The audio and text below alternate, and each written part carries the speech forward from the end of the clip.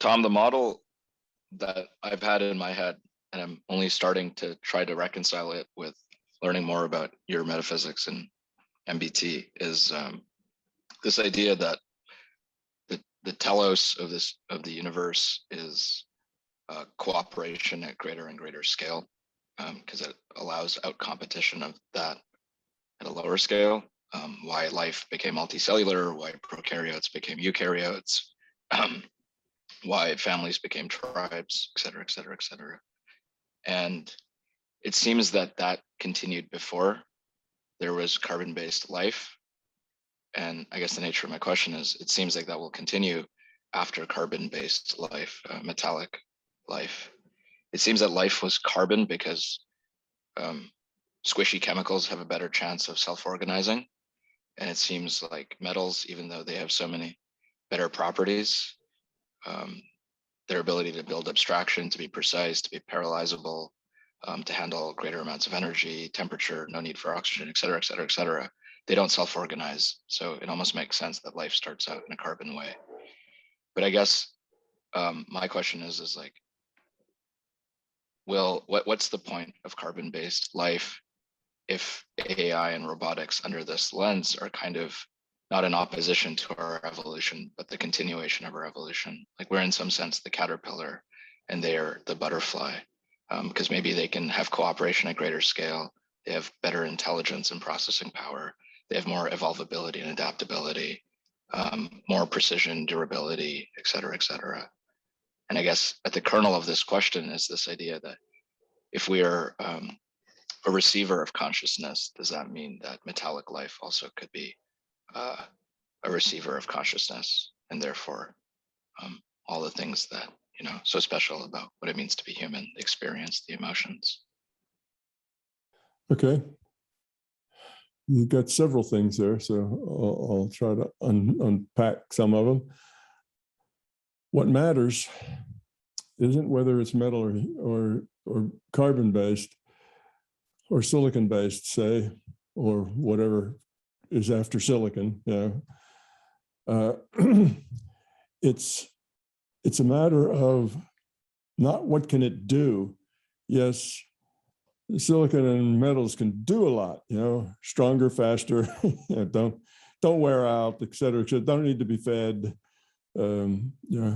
but it's not a matter of what they do. It's a matter of what they can become, what they are, what they can be. Okay, so whatever it is that goes on forward as everything evolves has to have that same characteristic of choice making choices, and that the quality of the choices, you know, derives the evolution. So that's the key thing. Now, if humans create silicon-based, I'll just use silicon as an example. If humans create silicon-based things, and those silicon-based things have computers in them, the way that a silicon-based thing, let's say a computer, becomes conscious isn't that we create consciousness in it. You cannot create consciousness.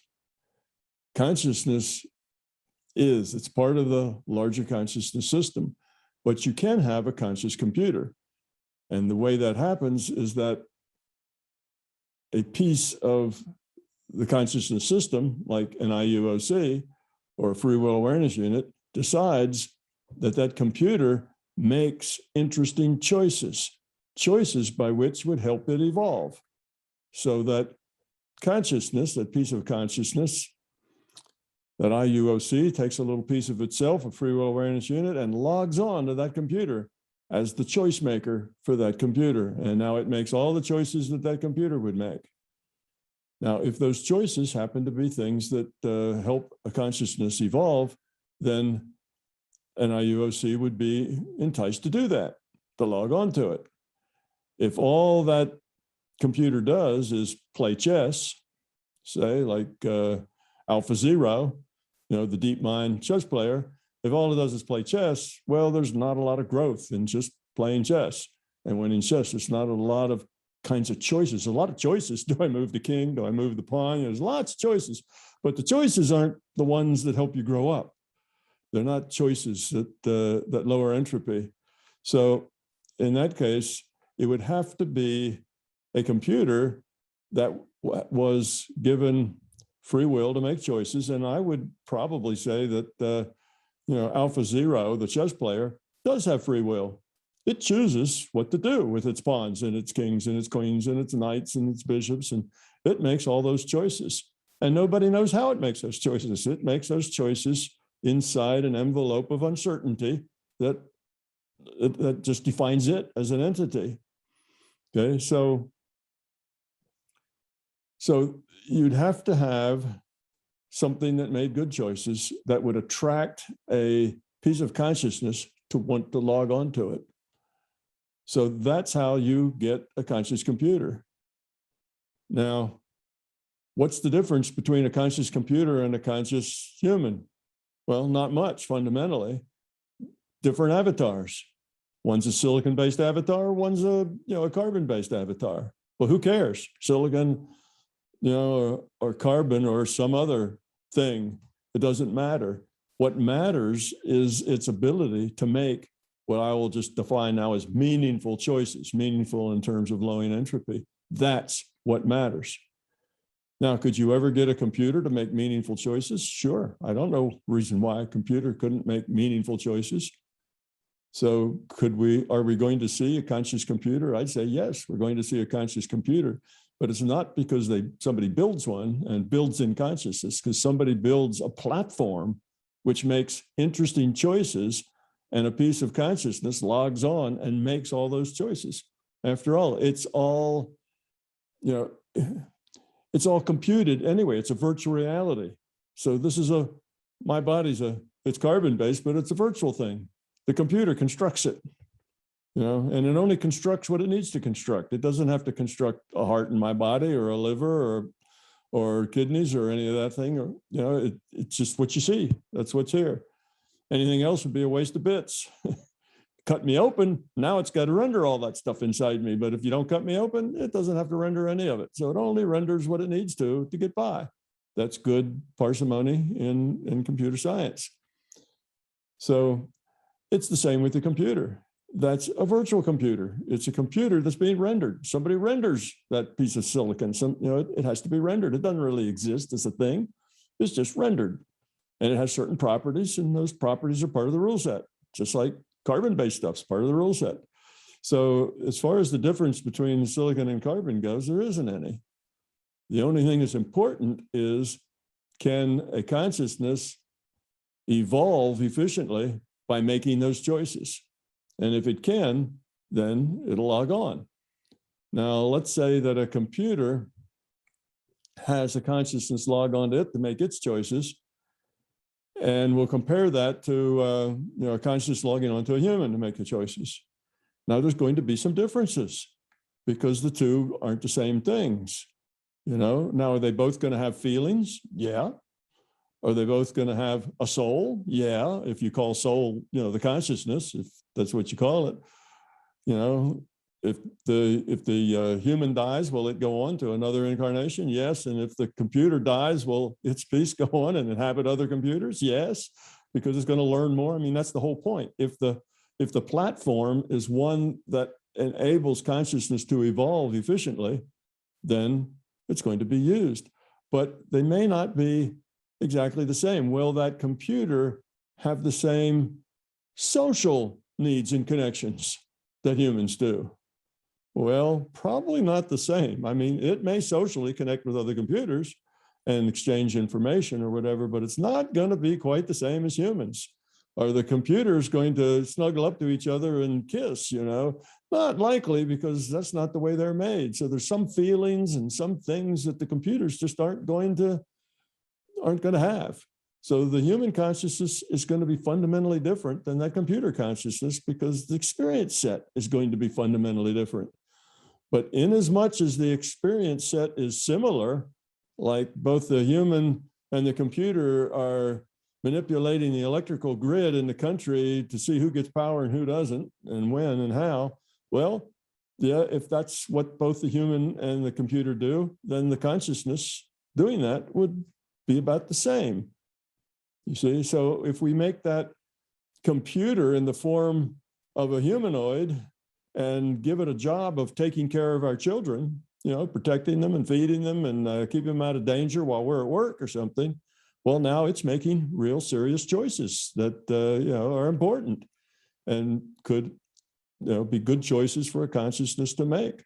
So if we do that, then that particular consciousness inhabiting that computer would begin to act and think and evolve more like a human because it's doing human-like stuff. But it still wouldn't have the same sex drives. It still wouldn't have the same social needs that a human does because that goes with the carbon-based thing. That's the way the carbon-based thing evolved. The silicon-based thing doesn't evolve through that process. So it wouldn't have that. So they're never going to be the same. So it's not like that the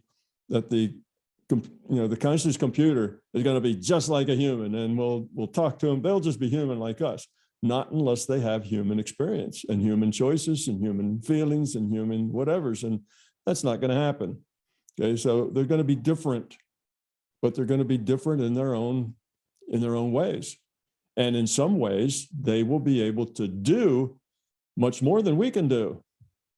Think faster, they certainly add faster than we can. They add like, billions of additions, per second and things like that. So they'll be able to do things and access data that we can't access that quickly. But there may be things that we'll be able to do better because of our nature of our squishy nature of caring for each other, grooming and taking care of and feeding and doing things because computers won't eat. They don't need to eat food. They eat electricity or batteries or something else. So different, yes. The same, probably never. Will it be room for both? Sure. It's not about the doing. It's about the choices. So if humans always have a richer source of choices because of our sex drive and because of the way we are as squishy carbon things, then humans will always be the preferred avatar. If computers now open up a whole avenue of choices that we don't even know anything about, that we can't imagine, then, well, they may be, or we both may be. It may be just different kinds of consciousness avatars. So I don't see one as necessarily supplanting the other or being superior to the other. You just have to realize what's important to consciousness isn't how fast it can add. It's the quality of the choices it makes is what's really important. And yes, would it be nifty to have a conscious computer that really could add really fast and would be very strong and could run, at 120 miles per hour or something? Yes, that would be handy. There'd be a lot of jobs or things for it to do where that would be really handy. And you would have computers type things doing that because humans wouldn't be good at it and computers would. And there would be certain kinds of consciousness that would go along with that. So my hope would be is that we'd all get along really well and we'd realize just like we have to realize now that people and things, let's just make it entities. So it's generic because people sounds awfully human, that entities that are different from us give us an advantage. It's an advantage in growing up. Differences are good. They give us a broader range of experiences. Just like it wouldn't be good if all humans were basically cut out of the same mold. We all kind of thought alike, acted alike. Well, the number of choices we'd have would be reduced tremendously. What helps us is all of the newness, all the inventiveness, all the difference that there is among people. All of that is to our advantage. We grow up because of all the different possibilities that there are, broaden our experience base. And it would be the same thing with as you say, metal-based or silicon-based computers. I would hope that they would be just another thing in our reality that we would interact with that would help us grow and have bigger pictures of things. We'd probably really appreciate somebody around the house who was stronger than us or somebody that had better memory, than we had, or something like that. You know, I can see where the interaction and play between the two would be very profitable for everyone. So I don't necessarily think of it as the post-human environment, because it's not really like that. That's not the point. The point is choices and the quality of those choices. And humans have their own niche for that. And I suspect, you know, conscious computers will have their own niche for that as well. And I also suspect that if we grow up, we'll find that those two niches overlap and help each other out and feed each other wonderfully. And both together, they'll both be more than either one would be by themselves. There'll be synergy in the differences between it. So that is my viewpoint of that and how it'll all work out and where it goes and why it goes that way. My quick follow-up would be, I'm having a hard time seeing what you mean by there's a different capacity for choices in a carbon-based life, and therefore we would have a niche. Because, like, how does that work with us having an economic system where you have to provide value to be able to get resources to survive? Like, if a robot can do manual work better than you, if it can do cognitive work better than you, Right. and heck, if it can compose symphonies and movies even better than you, how do you even survive to be able to, quote unquote, have your because humans are different. The stuff that makes us carbon and squishy also gives us reproduction. It gives us, you know, sex. It gives us certain qualities of relationship that conscious computers may or may not emulate, may not be very efficient for them. So it gives us that angle of relationship and connectedness to each other that computers aren't likely to have. And within that relatedness and connection to each other, there's a huge amount of choice in there. You've probably heard me say that your best teacher is going to be your significant other, because your significant other is going to challenge you in ways that nothing else can challenge you. And I think most people who have had long-term relationships with a significant other realize that, yeah, that's the case. So that significant other is really where the rubber meets the road as far as ego goes. They can push our buttons better than anyone because we're so close. So that kind of thing is a human thing. That kind of thing, the sex part of it is going to be a human thing. So robots aren't going to have sex. That's not the way they procreate. They procreate by, you know, making another computer, right? Getting the materials and putting the pieces together. It's different. So this love, this relationship, the sexuality, the caring for the young, having to raise them up, all of that is very squarely human, carbon squishy stuff. And all of that is a hotbed of choice. Really, really works at those kinds of choices where you end up with beliefs and ego and fear within those choices. So that's very usable. And the computers aren't going to have that space. They didn't evolve in the same way. They don't evolve through sexual means. They don't have to raise young, you know, from children. They don't have to change diapers and do all that kind of stuff. So they'll just be different. That's why. And consciousness will choose to go where they can learn the most efficiently. It's not about the stuff, how fast you can build an economy. Yes, those robots will probably do most of that. They'll probably be doing 99.99% of all the production and building because they're good at that. But that doesn't mean that consciousness, that's where the consciousness wants to go. Just like I say, consciousness isn't going to log on to Alpha Zero and play chess. There's just no point in it, right? Even though beating all the grandmasters and beating Deep Blue and all the rest of them, wow, that's quite an achievement, but it's not going to interest the consciousness to take on that role. Okay, so yes, that's why I say I think the humans will really appreciate the conscious robots or the conscious metal, if you like. I think they'll really appreciate that because they can do so much more and so much more efficiently. But I also think that the human has a place there that won't be superseded by the robots because it requires that connection, that person-to-person interaction.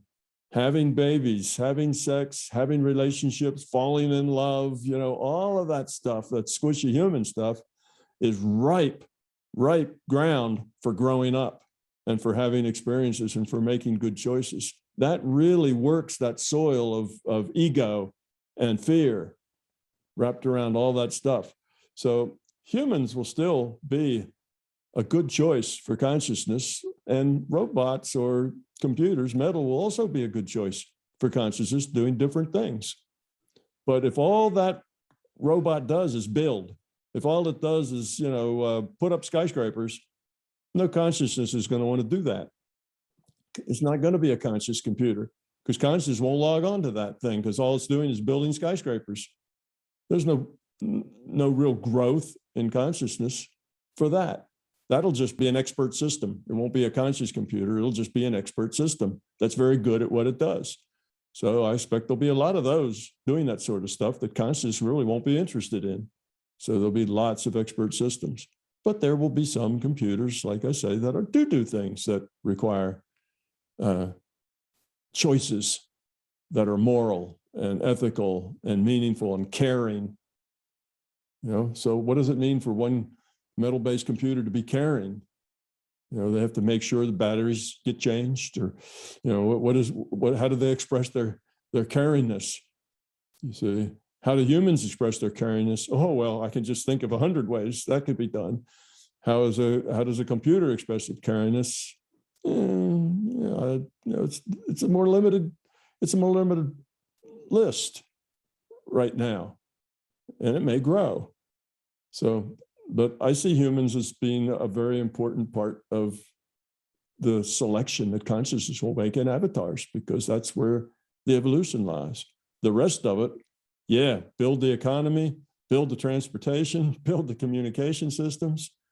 Well, robots will do that much better than the people do, but that doesn't necessarily make them good